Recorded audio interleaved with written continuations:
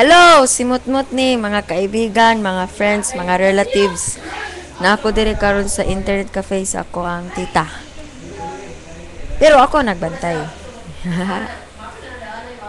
Wala sa ti Arlen karon sa akong abay. Sorry gid kayo pero makitaan gyud nato siya karon. Ay sa wait lang ha, wait lang gyud. Ti Arlen, alin sa diri?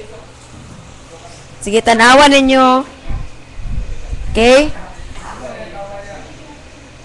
Okay, mao na sila amo ang mga suki diri.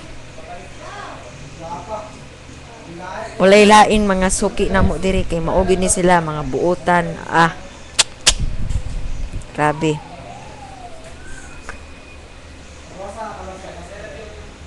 So, saman. Sorry gid kay nga wala sa ti Arlene karon kay dili siya kay maulaw daw kuno siya kuan sa patanaw sa tibuok kalibutan. Maulaw siya sa inyo ha. Musa ako na lang, no? Bye-bye all friends, kaibigan, relatives. Bye-bye, bye-bye.